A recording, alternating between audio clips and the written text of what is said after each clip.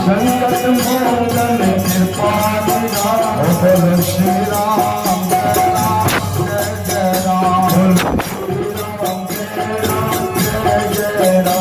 बोल श्री राम जय राम जय राम। बोल श्री राम जय राम जय राम। जय जय जय हनुमान गोसाई। जय जय जय हनुमान गोसाई। जय जय जय हनुमान गोसाई। जय जय जय हनुमान गोसाई। कृपा करहु गुरुदेव की नाई। कृपा करहु गुरुदेव की नाई। कृपा करहु गुरुदेव की नाई। कृपा करहु गुरुदेव की नाई। जय जय विघ्न हरण हनुमान। जय जय विघ्न हरण हनुमान। संकट मोचन कृपा निधान। संकट मोचन कृपा निधान।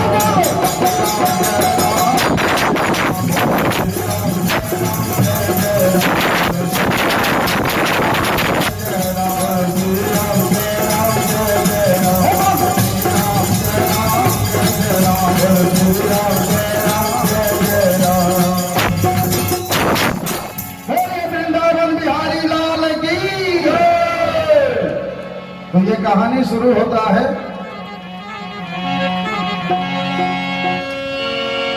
शुरू हुआ है खत्म भी होगा। शुरू हुआ है खत्म भी होगा। अरे सारा फसाना मिट्टी में। दुनिया वालों दुनिया से है जाना मिट्टी में। दुनिया वालों दुनिया दुनिया वालों दुनिया से है जाना मिट्टी में। दुनिया वालों दुनिया को है जाना मिट्टी में। शुरू हुआ है खत्म भी होगा। शुरू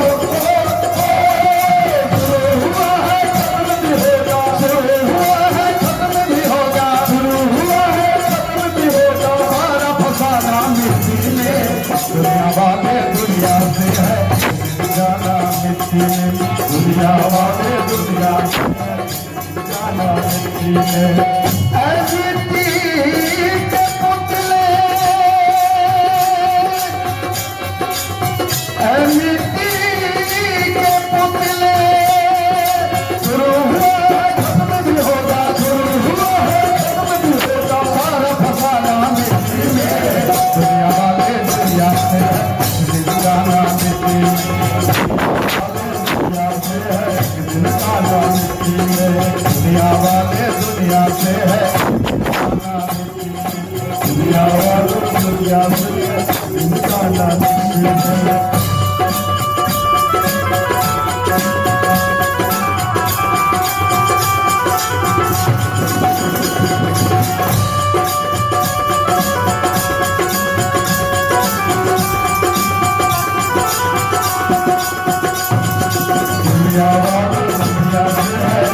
जाना मिट्टी में।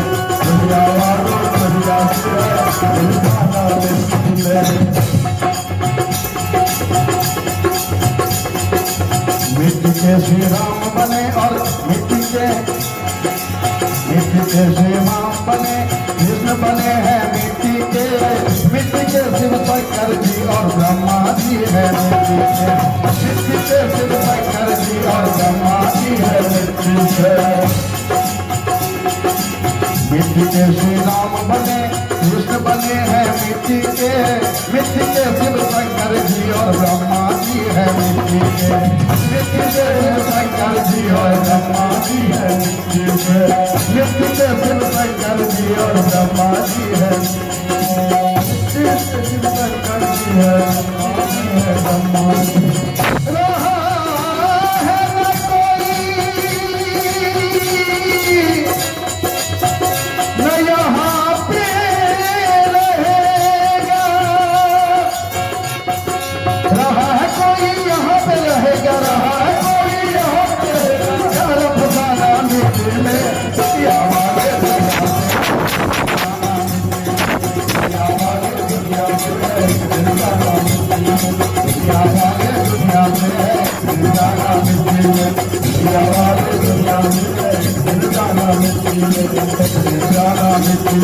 मिल जाना मिट्टी में, मिल जाना मिट्टी में।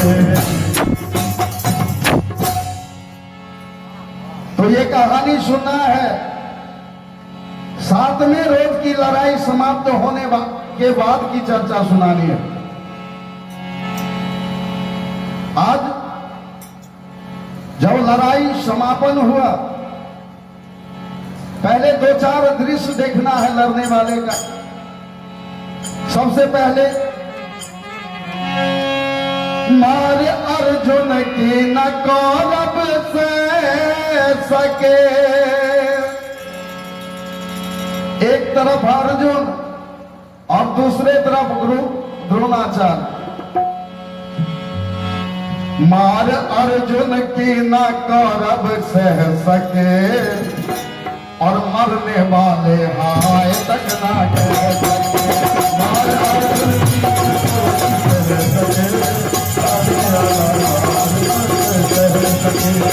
मार अर्जुन की न कौरव सह सके, मरने वाले हाय तक ना कह सके। मार अर्जुन की न कौरव सह सके,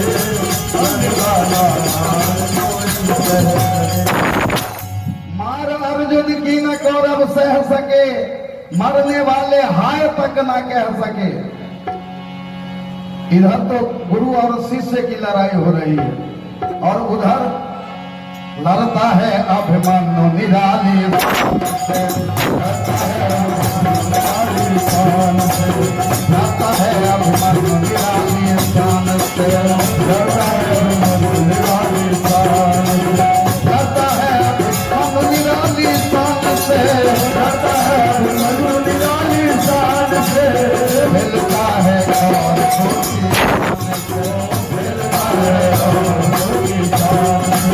मिलता है और भूति जान से, मिलता है और भूति जान। 16 वर्ष का राजकुमार अभिमन्यु,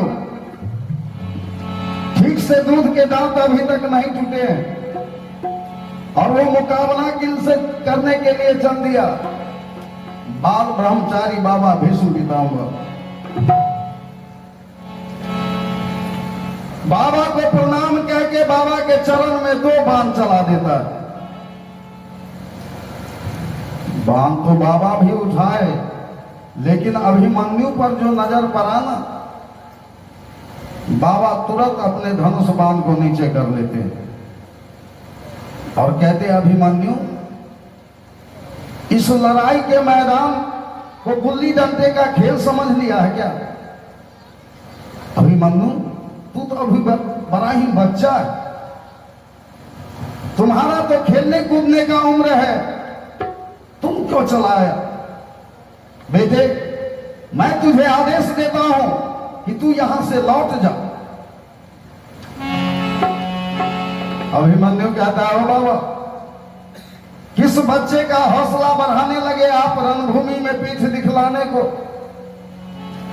ओ बाबा, जिस बच्चे का पिता अर्जुन है, जिसके गांडीव के धमाके से देवता तक थर्रा उठते हैं,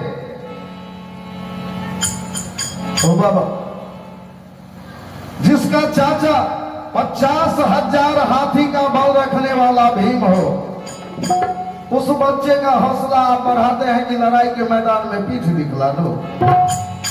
बाबा, जिस बच्चे का चाचा धर्मराज, नकुल और सहदेव हो, जिस बच्चे का मां सुभद्रा और द्रौपदी जैसी हो, और जिस बच्चे का मामा श्री कृष्ण हो, उस बच्चे को आप शिक्षा दे रहे हो कि रणभूमि में पीठ दिखला दो। ओ बाबा, मैं लड़ने के लिए आया हूं और लड़ूंगा। बाबा और 2-4 बाण चला दिया। अब तो अभिमन्यु को कोई रोकने वाला है ही नहीं। अरे लड़ता है अभिमन्यु निराली शान से और खेलता है कौन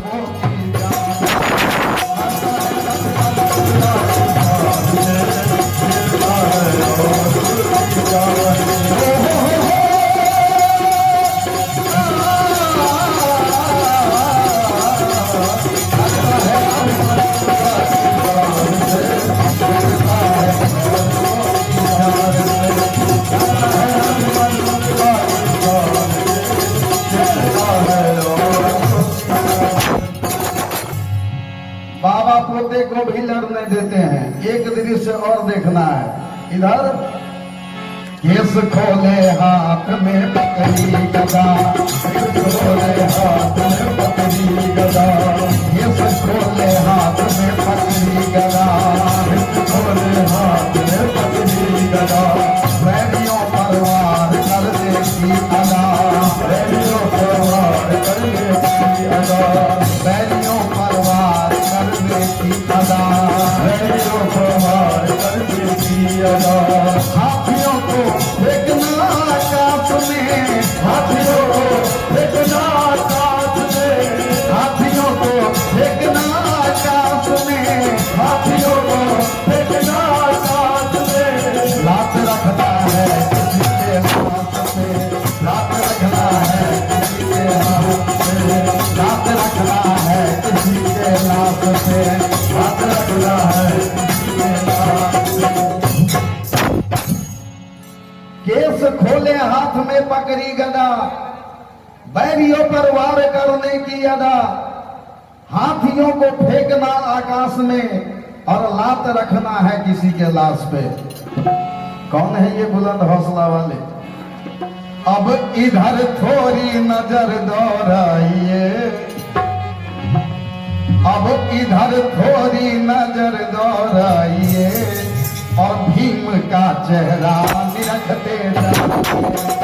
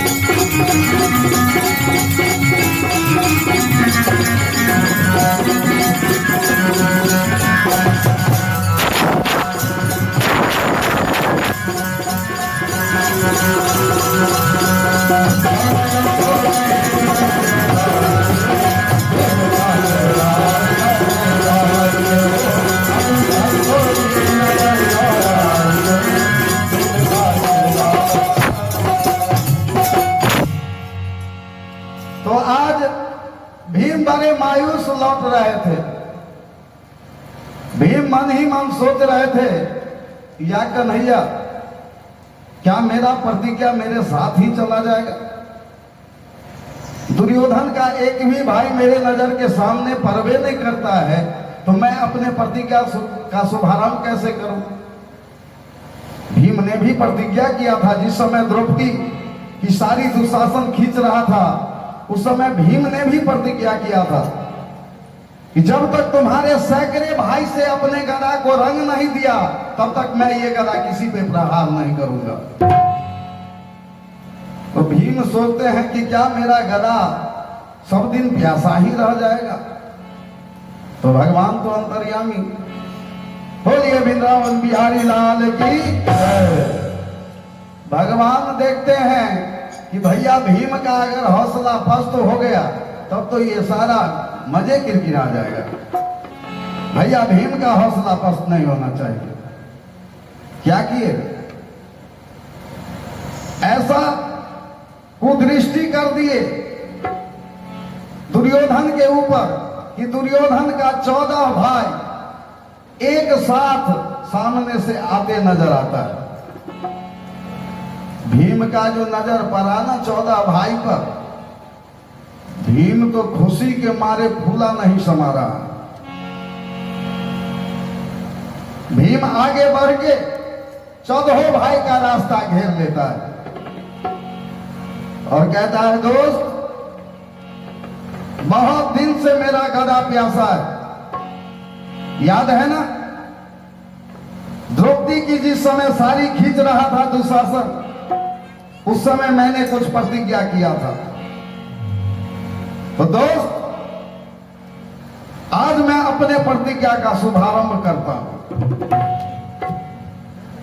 भीम अपने गदा से किसी को मारे नहीं। एक गदा इधर पूरे शक्ति से नचा दिया और एक गदा इधर से नचा दिया। इतने इतने पूरे शक्ति से गदा को नचा दिया कि उसके हवे में 14 भाई का सर आपस में टकरा टकरा के चूर चूर हो गया। अब तो भीम को कोई रोकने वाला है नहीं। 14 भाई का लाश गिरा दिया और फिर शंख उठा के ऐसा शंख ध्वनि करता है कि दोनों पक्ष वाले चौंकते हैं। ये तो भीम का शंख ध्वनि है। भीम को जब तक अपार खुशी नहीं मिलती तब तक ऐसा शंख ध्वनि नहीं करता। वो क्या खुशी मिली है भीम को, तब तक तो हल्ला हो जाता है कि भीम ने दुर्योधन के 14 भाई को मार गिराया है।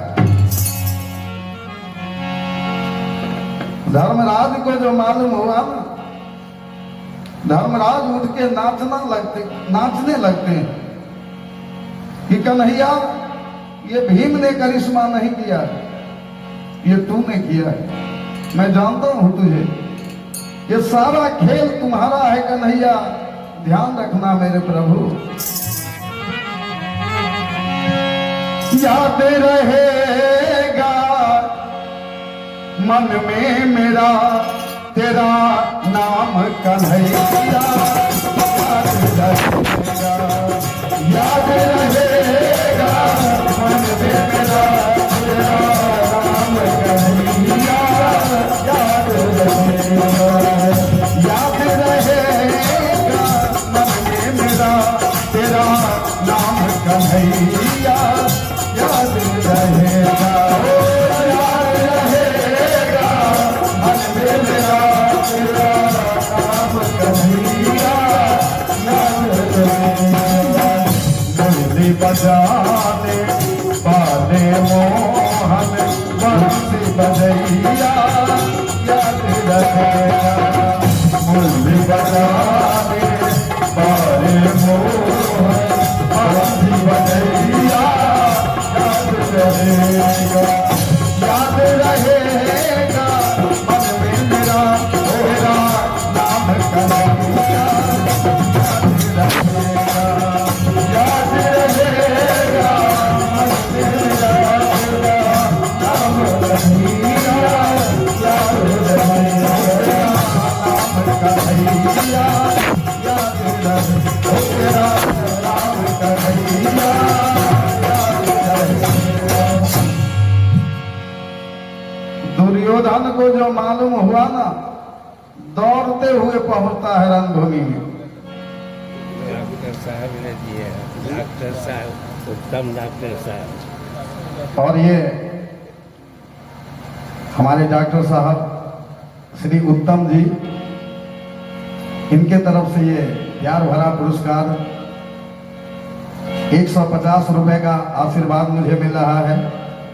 मैं बहुत बहुत हार्दिक अभिनंदन, बहुत बहुत साधुवाद करते हुए फिर मैं सुना रहा हूं आप सबों को।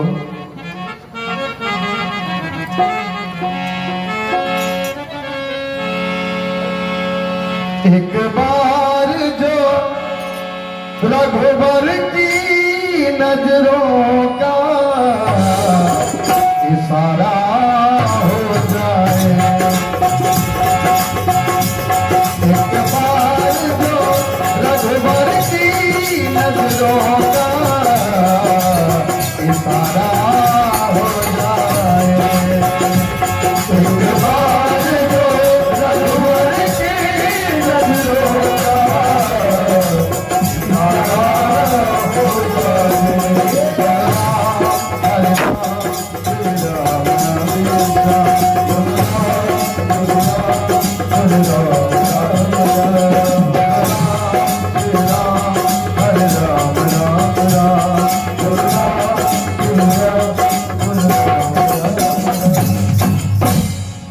दुर्योधन जो पहुंचा रणभूमि में और अपने 14 भाई का जो लाश को देखा,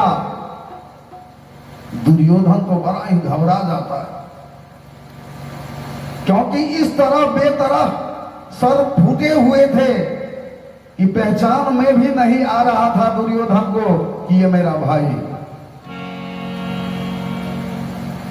सबको ढक के और जितने भी सैनिक थे सारे सैनिक को कहता है इन सारे लाश को उठा के ले चलो। जानते हो ये हाल मेरा क्यों हो रहा है? क्योंकि बाबा जो है ना वो पांडवों का हित चाहते हैं, वो मेरा हित नहीं चाहते। 14 लाश को उठवाए बाबा के शिविर के तरफ। बाबा के शिविर के नजदीक जो आया ना, तो बाबा जो लड़ाई के मैदान से आए थे, अभिमन्यु के कुछ बालों का जख्म हो गया था। बाबा उस पर मरहम लगा रहे हैं और कह रहे हो जानते हो ये घाव किसने दिया? अर्जुन पुत्र अभिमन्यु ने। बाहरी बेटा क्या सफाई है बाण चलाने में। जुग जुग जियो मेरे लाल, जुग जुग जियो। दुर्योधन बगले से सुनते आइए रहा था। दुर्योधन कहता है सुन लो। अब विश्वास हो गया ना जो बाबा पांडवों से मिले हुए हैं, पांडवों का बड़ाई कर रहे हैं। 14 लाश को लिए बाबा के शिविर के अंदर चला आता है। बाबा कहते दुर्योधन मेरे शिविर को श्मशान घाट समझ लिया है क्या? ये सारा लाश उठा के मेरे शिविर के अंदर ला रहे हो। दुर्योधन कहता है ओ बाबा सारा लाश नहीं है, कुछ लाश उठा के लाया हूं ताकि आप पहचाने कि ये आपका कोई लगता है। 14 लाश के सर पर से चादर को हटा देता है। बाबा जो देखे ना, बाबा कहते हैं दुर्योधन ये तो तुम्हारा भाई है, किसने ऐसा किया?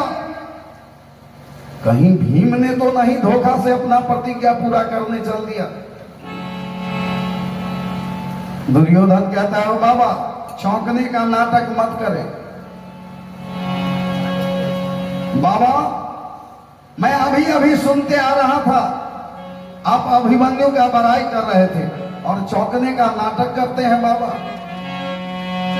आपके नजरों के आगे हो गया, अरे आपके नजरों के आगे हो गया और जागने पर भाग मेरा सो गया। आपके नजरों के आगे हो गया, आपके नजरों के आगे हो गया, जागने पर भाग मेरा सो गया। आपके नजरों के आगे हो गया,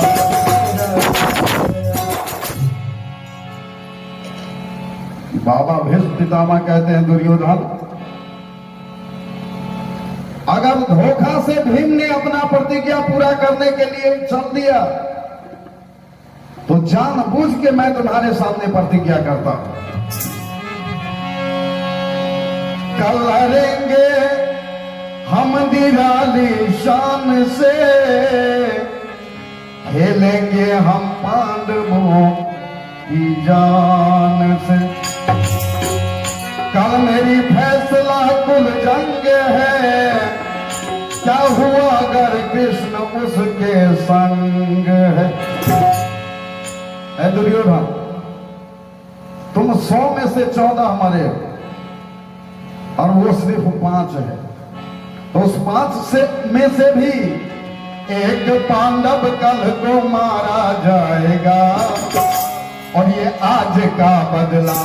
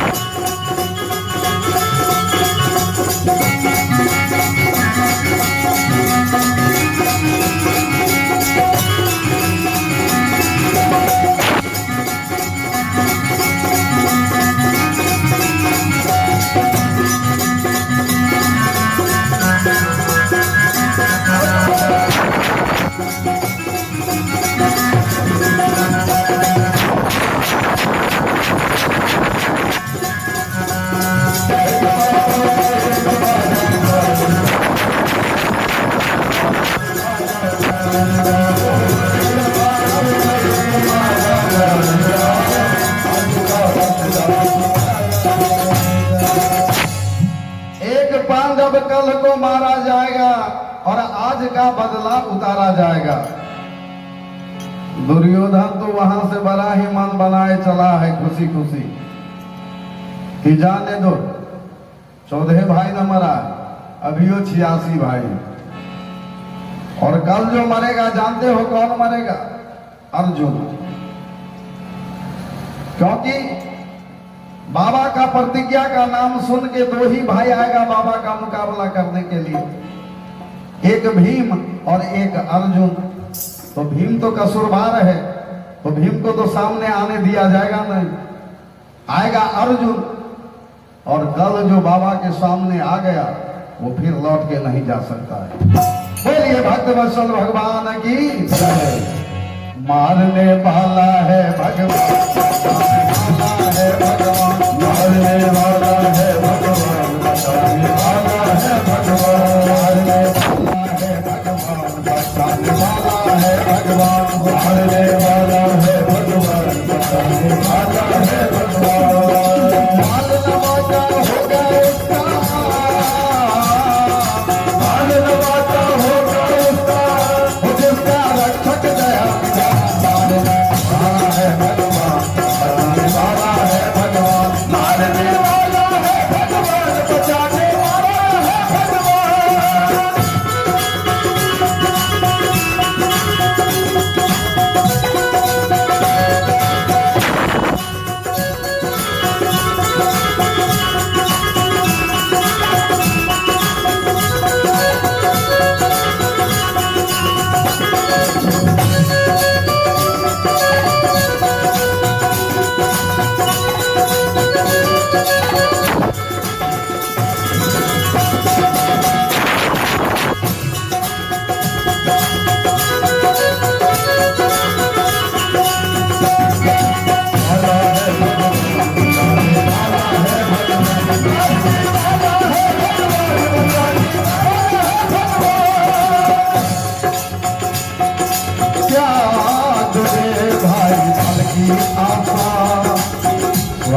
बिना प्रीत जो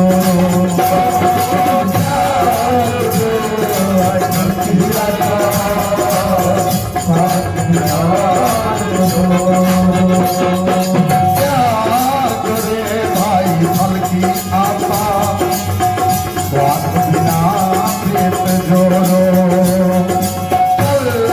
क्या होगा इसकी चिंता, जगत पिता पर छोड़ो।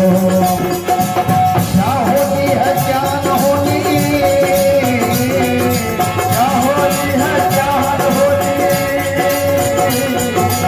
क्या होती है क्या न होती, सबका दुख हो जा। मारने वाला है भगवान, बचाने वाला है भगवान, मारने वाला है भगवान, बचाने वाला है भगवान।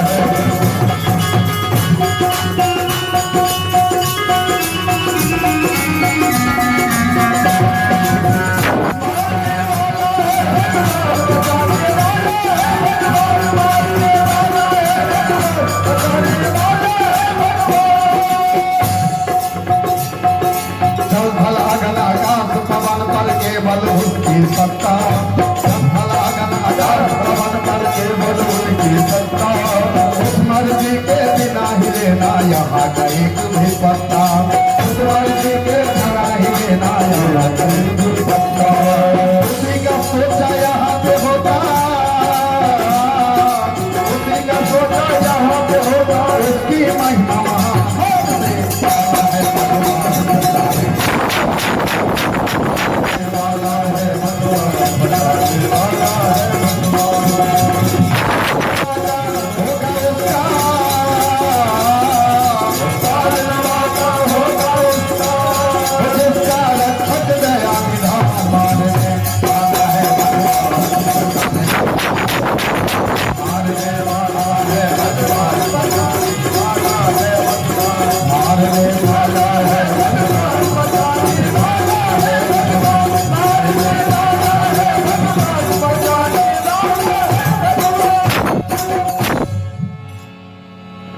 दुर्योधन तो वहां से बड़ा ही खुशी खुशी लौटा और इधर धर्मराज अपने पांचों भाई के साथ अभी अभी लड़ाई के मैदान से आके पांचों भाई बैठे हैं। भगवान कृष्ण भी साथ में है, चाबुक हाथे में है अभी तक। तभी एक गुप्तचर आके और कहता है, वो राजा, बाबा ने प्रतिज्ञा किया है,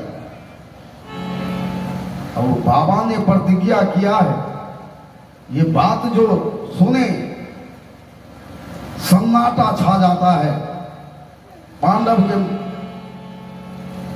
मंडली में। सन्नाटा छा गया कि बाबा ने प्रतिज्ञा किया है। भगवान कृष्ण कहते हैं, यह गुप्तचर, बाबा ने क्या प्रतिज्ञा किया है ये कहोगे तब ना हम लोग कुछ जानेंगे। बाबा ने प्रतिज्ञा किया है, क्या प्रतिज्ञा किया है? बाबा ने प्रतिज्ञा किया है, कल लड़ेंगे हम निराली शान से, खेलेंगे हम पांडवों की जान से।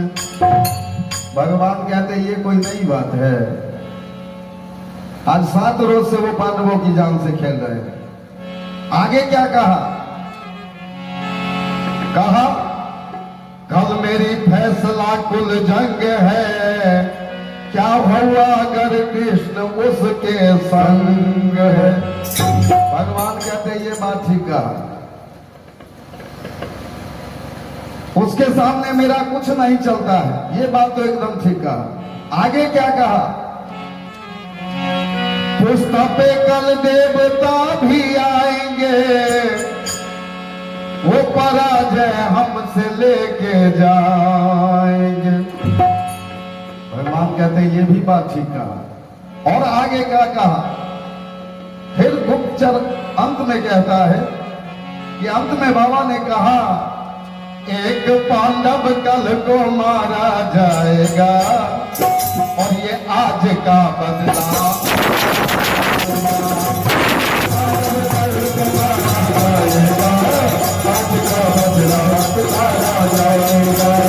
एक पांडव कल को मारा जाएगा, आज का बदला उतारा जाएगा। एक पांडव कल को मारा जाएगा, आज का बदला उतारा जाएगा। धर्मराज भगवान कृष्ण के चरण में लौटने लगते हैं। यो मधुसूदन, नहीं चाहिए मुझे राज, नहीं होगी ये लड़ाई। मधुसूदन, मेरा पांचों भाई सलामत रहना चाहिए, मुझे और कुछ नहीं चाहिए। भगवान कहते हो, धर्मराज, अब ये क्यों परेशान होने लगे? हो धर्मराज, भगवान ने ये प्रतिज्ञा तो नहीं किया है कि एक पांडव अभी ये मारा जाएगा। बाबा ने ये प्रतिज्ञा किया है कि एक पांडव कल को मारा जाएगा। तो कल में तो अभी बहुत ढेर सारा समय है। मैं पूर्ण विश्वास तो नहीं दिला सकता हूं, लेकिन एक बात का दिलासा जरूर दिला सकता हूं कि मैं किसी न किसी तरह आप पांचों भाई को सलामत जरूर रखूंगा। ये कह के और भगवान भी वहां से चल देते हैं। भगवान भी सोचते हैं कि मामला तो बड़ा ही उलझ चुका है। भगवान उधर गए और धर्मराज अपने पांचों भाइयों को पास में घेर लेते हैं और कह रहे हैं, कल न जाने किसकी बारी आएगी, किसकी गर्दन कल उतारी जाएगी। अरे सर कफन किसको ओढ़ाया जाएगा, अरे सर कफन किसको ओढ़ाया जाएगा।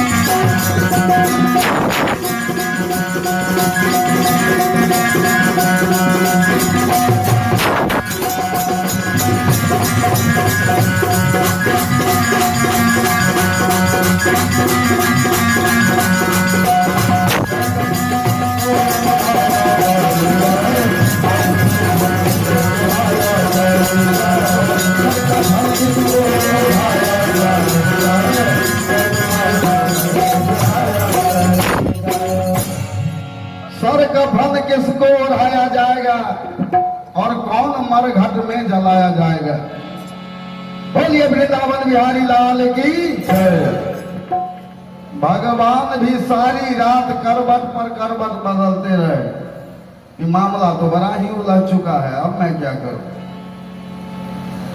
जब 3 का घंटा मालूम हुआ ना, तो भगवान बिस्तर छोड़ के उठ जाते हैं कि अब अगर नहीं उठूंगा तो अपने बहन का सुहाग का रक्षा नहीं कर पाऊंगा, नहीं बचा पाऊंगा। भगवान उठ जाते हैं और द्रौपदी के घर के पास चले जाते हैं।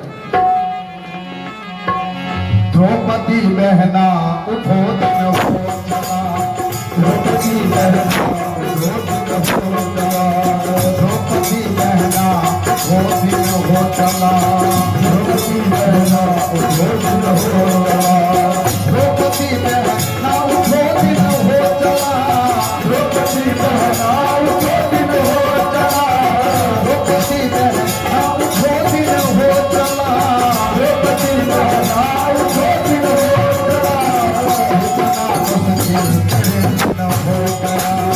इतना मुश्किल हो गया, इतना मुश्किल हो गया, इतना मुश्किल हो गया, इतना मुश्किल हो गया। और इधर द्रौपदी भी बड़ा ही व्याकुल थी। जब 3 का घंटा मालूम हुआ ना, तो द्रौपदी आंसू बहाने लगती है कि ओ कन्हैया, क्या मेरा सुहाग मिट जाएगा? तो मेरे भैया, मेरे सुहाग का रक्षा करना। दीपक मेरे सुहाग का जलता रहे, हो जलता रहे। दीपक मेरे सुहाग का जलता रहे, हो जलता रहे। कभी चांद कभी सूरज, कभी चांद कभी सूरज, कभी चांद कभी सूरज, कभी चांद कभी सूरज। चांद सूरज बन के भरता रहेगा, चांद सूरज बन के भरता रहेगा।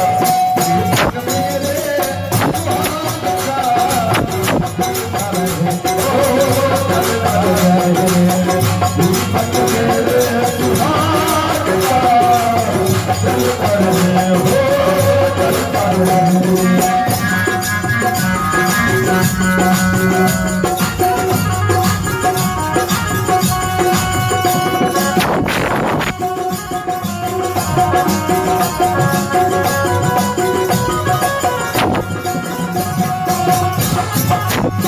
दीपक मेरे सुहाग का जलता रहे, हो जलता रहे। दीपक मेरे सुहाग का जलता रहे। दुख पाऊंगा सुख न पाऊं मैं अकेली, दुख पाऊंगा सुख न पाऊं अकेली, दुख पाऊंगा सुख न पाऊं मैं अकेली, दुख पाऊंगा सुख न पाऊं अकेली। स्वर्ग भी मिले तो मैं जाऊं ना अकेली, स्वर्ग भी मिले तो मैं जाऊंगा अकेली, स्वर्ग भी मिले तो मैं जाऊंगा अकेली, स्वर्ग भी मिले तो मैं जाऊंगा अकेली। एक कदम आगे बढ़ाओ ना अकेली, एक कदम आगे बढ़ाओ ना अकेली। साथ मेरे साथ चलता रहे, दीपक मेरे साथ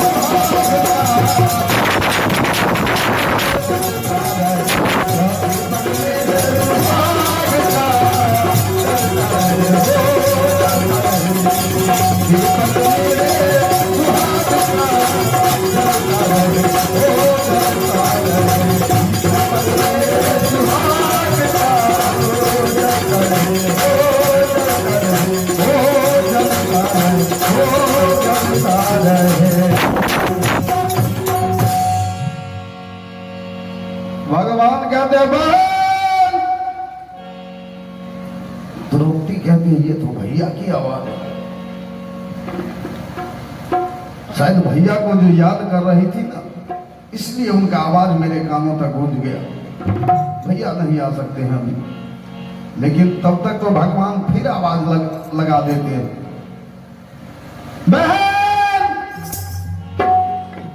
द्रौपदी कहती है भैया अभी आ रही हूं। नीचे उतर के आती है, भैया अभी तुम, क्या बात है? भगवान कहते हैं द्रौपदी कुछ पूछना नहीं है तुझे, अभी जो जो कहूं वो करती चलो। तुम दुबकते पांव चलती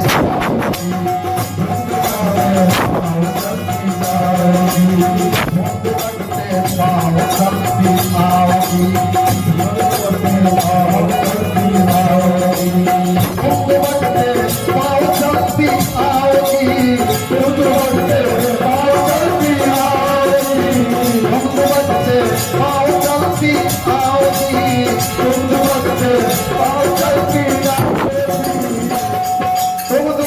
पाँव चलती आओगी और जो कहो निहसान करती जाओगी, जो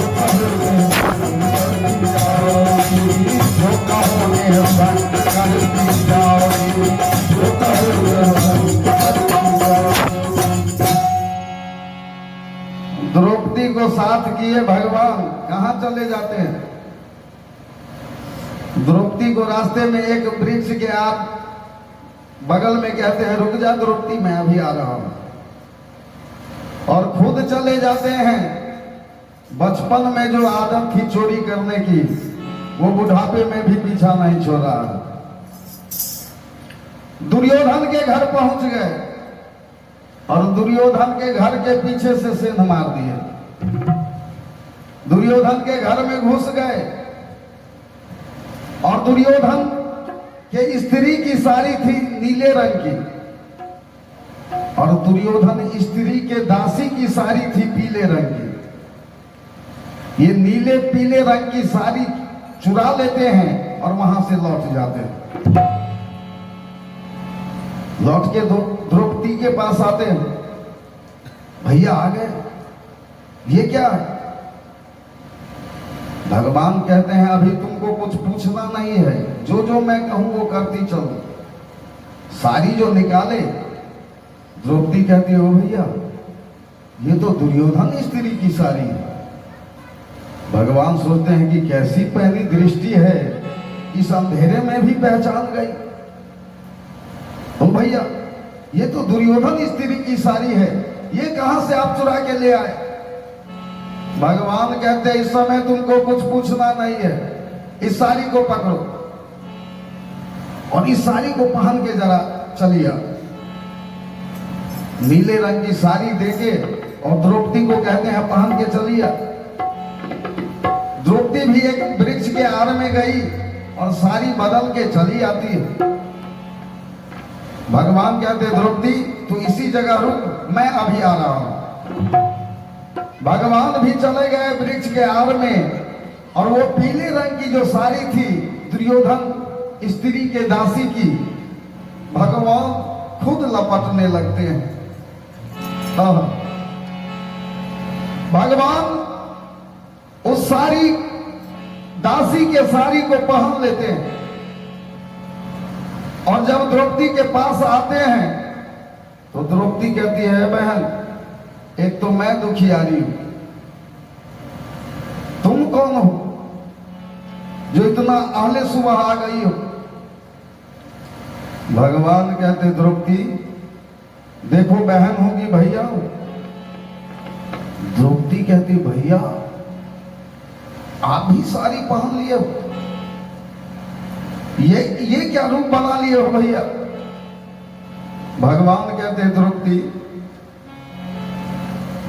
हमारे एक बार साड़ी पहन लेने के बाद अगर एक बहन के सुहाग की रक्षा हो जाए तो ये साड़ी को हजारों बार पहनने के लिए मैं तैयार हूं, ताकि हजारों बहनें के सुहाग का रक्षा मैं कर सकूं।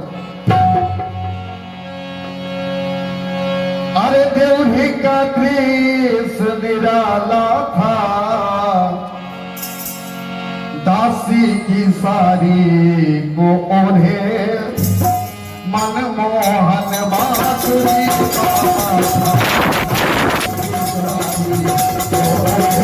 मनमोहन बांसुरी साड़ी को ओढ़े मनमोहन बांसुरी पाला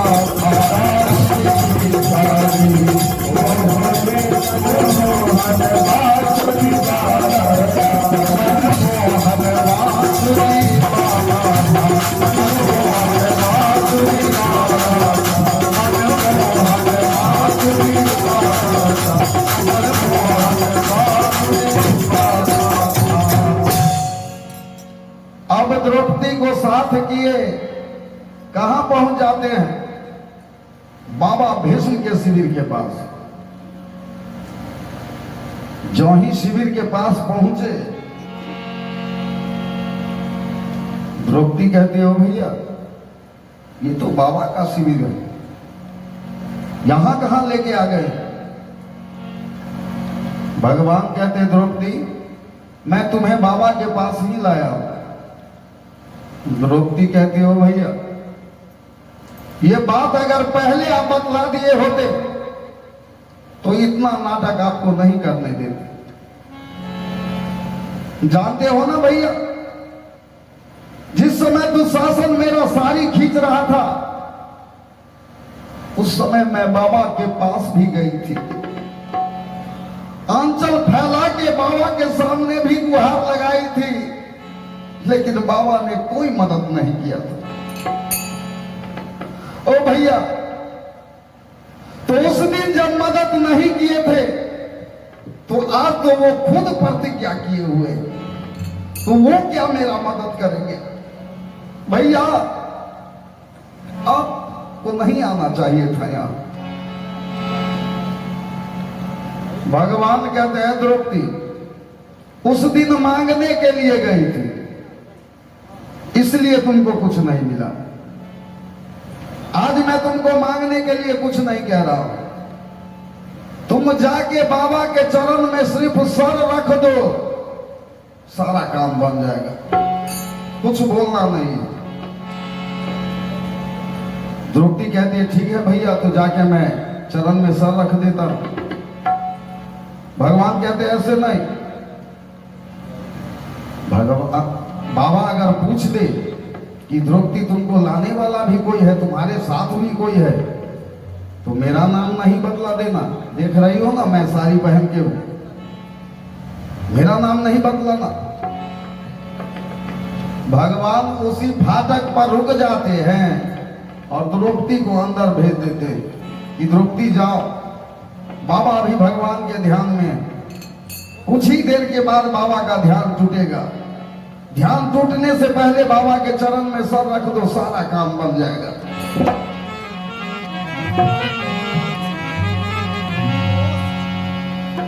दया करो हम पे श्याम सुंदर,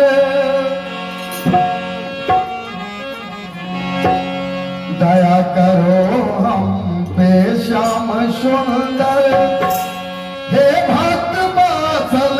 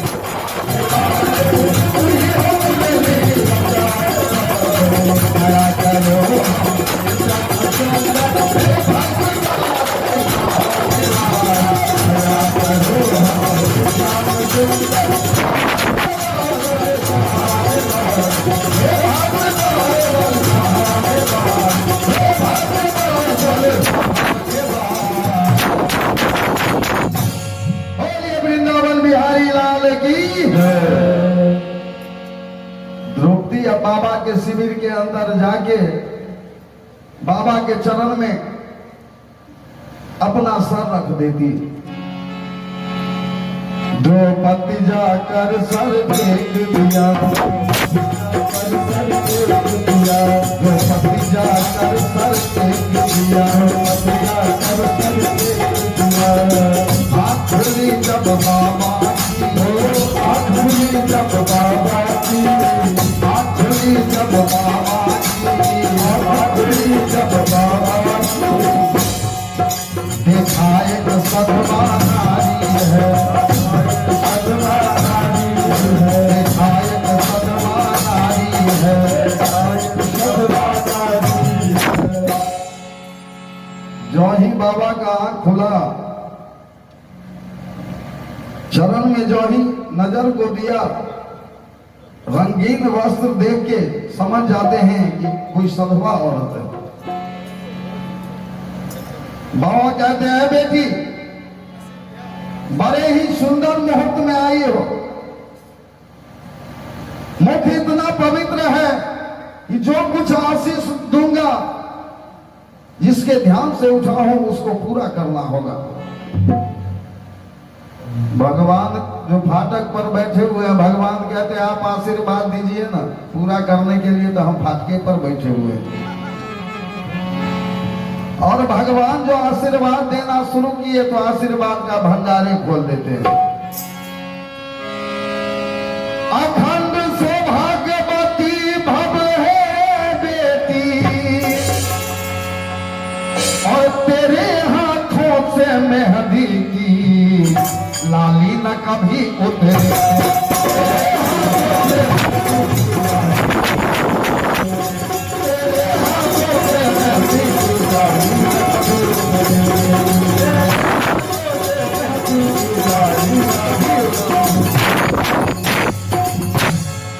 सिंदूर न मांग से खाली हो,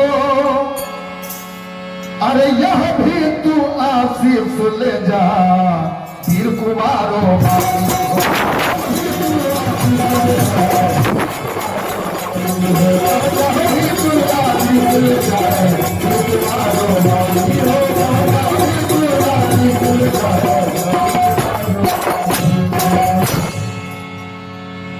बाबा कहते हैं औरत,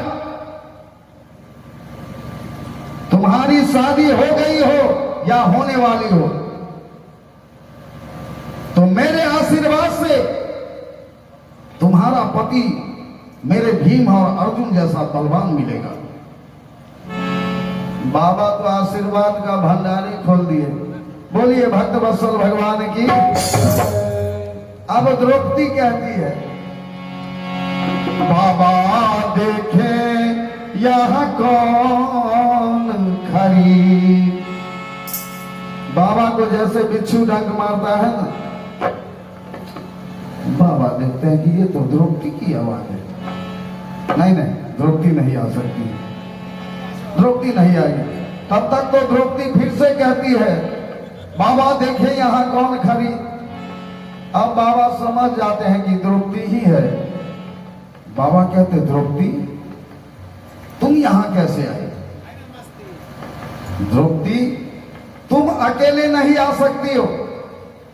और द्रौपदी कहती है, ओ बाबा, जिस दिन आपसे मांगने के लिए गई थी, बाबा जिस समय दुशासन मेरा साड़ी खींच रहा था, मैं आपके सामने गुहार लगाने के लिए गई थी, लेकिन बाबा आपने मेरा कोई मदद नहीं किया था। और आज बिना मांगे कितना आशीर्वाद दिए हो बाबा। अखंड सौभाग्यवती भव हे बेटी, तेरे हाथों से मेहंदी की लाली न कभी उतरे बेटी।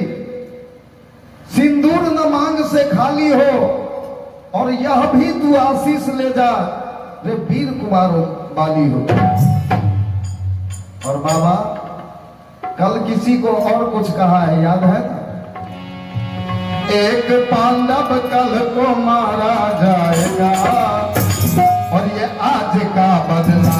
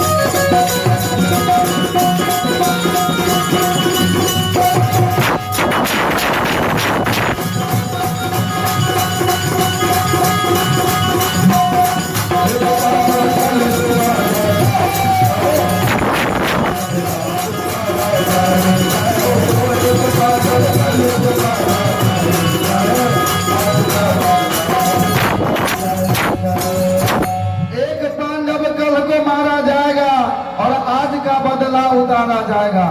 और अभी आपने मुझे कितना आशीर्वाद दिया ओ बाबा, तो पांचों पतियों में से भी, पांचों पतियों में से भी एक भी मारा जाएगा। तो बोलो ये आशीष तेरे क्या झूठा नहीं कहा।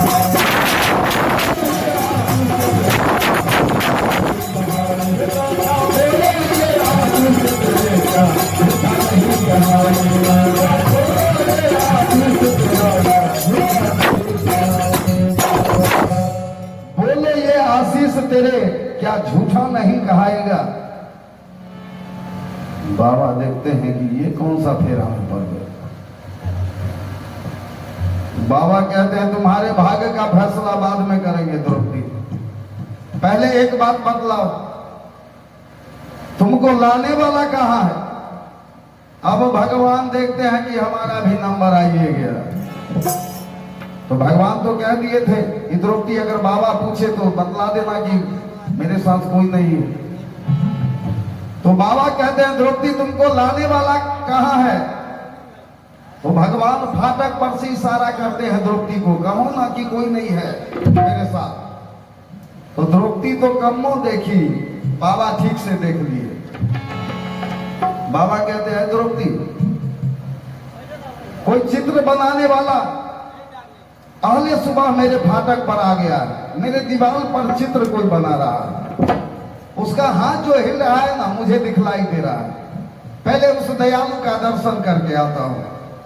अब तो भगवान पानी से लथपथ कि अब मैं क्या करूं। साड़ी पहने बाबा सोचते हैं, भगवान सोचते हैं कि बाबा जब आएंगे इससे पहले घूंघट तान लूंगा। बाबा बाल ब्रह्मचारी हैं, औरत को देखते ही लौट जाएंगे। किया तो जल्दी जरूर, चाहा जो अंचल को लेके घूंघट तान लूं, लेकिन तेजी से जो बैठे तो हवा में साड़ी उड़ गया और पीतांबर धरा गया। पीतांबर को ही भगवान ओढ़ लेते। अब तो बड़ा ही सुंदर दृश्य है। बाबा बाहर आते हैं और देखते हैं, देखते ही पहचान लेते हैं। बूढ़ा होने को आया है और अभी नहीं जाती चोरी, नित नई नीतियां चलता है, हमसे चोरी सबसे चोरी। बाबा पीतांबर पकड़कर खींचने लगते कि कन्हैया बूढ़ा होने को आया है, लेकिन फिर भी ये चोरी करने वाला आदत तुझसे छोड़ा नहीं जाता। कन्हैया मैं क्या नहीं किया, मैं जब जग किया तो उसमें तुम पत्तल उठाने का काम किया। इस महाभारत के लड़ाई में तुम्हें कोई काम नहीं मिला तो कोचवानी कर रहे हो। अर्जुन के सारथी हो, रथ चलाने वाले, और इस लड़ाई में मैं अपने हाथ से दूसरे हाथ को काटने को चला तो तुम इस लड़ाई के मैदान में साड़ी पहन के आ गए। कन्हैया तुम मुझे कभी माफ नहीं करना, कभी माफ नहीं करना। भगवान सोचते हैं कि जाने दो, थोड़ा सा बचती है ना। जिस बाबा के आंख से क्रोधाग्नि बरस रहा था, उन बाबा के आंख से अब आंसू निकल रहा है, काम बन जाएगा। लेकिन भगवान सोचते हैं कि अभी भारी बेइज्जती तो बच ले। द्रौपदी की जूती भी तो पीताम्बरे में बांध दो। और बाबा भी देखते हैं कि पीताम्बर में क्या चीज बांध के रखा हुआ है। बाबा कहते हैं कन्हैया इस पीताम्बर में क्या है। बाबा उस पीताम्बर को खींचने लगते हैं। भगवान तो और भी आंख बंद कर लेते हैं कि अब तो भारी बेइज्जती बच ले।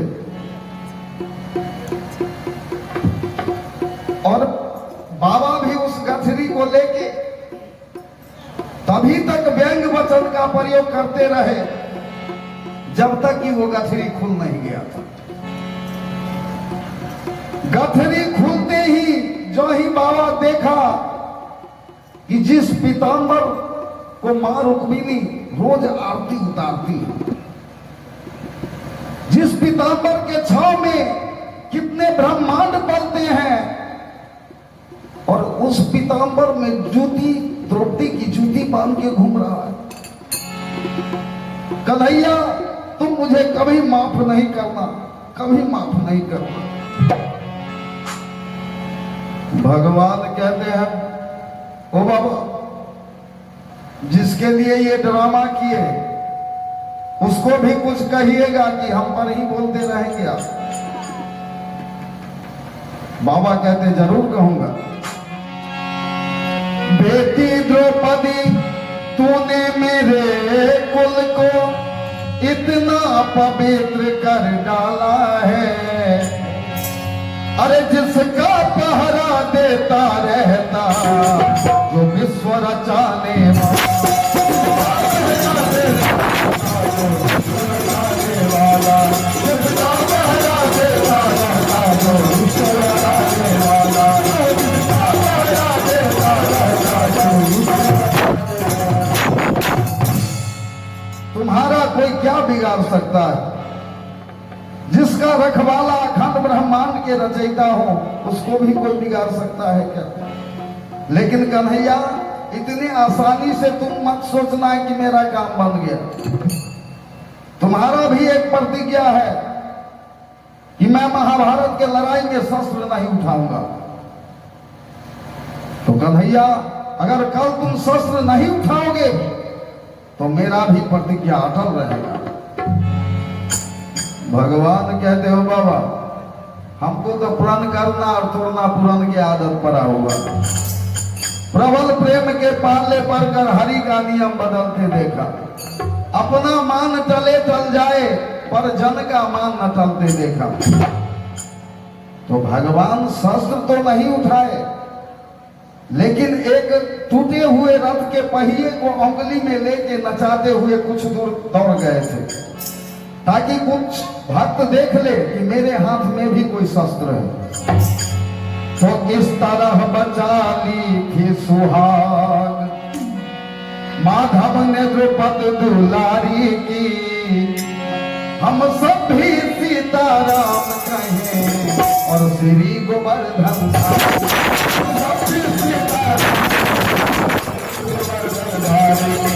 सब भी सीताराम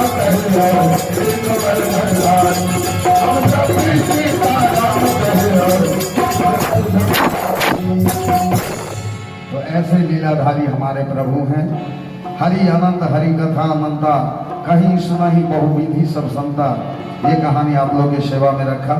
अब अंत में एक दो बाबा भोलेनाथ जी का भजन हो और विराम हो।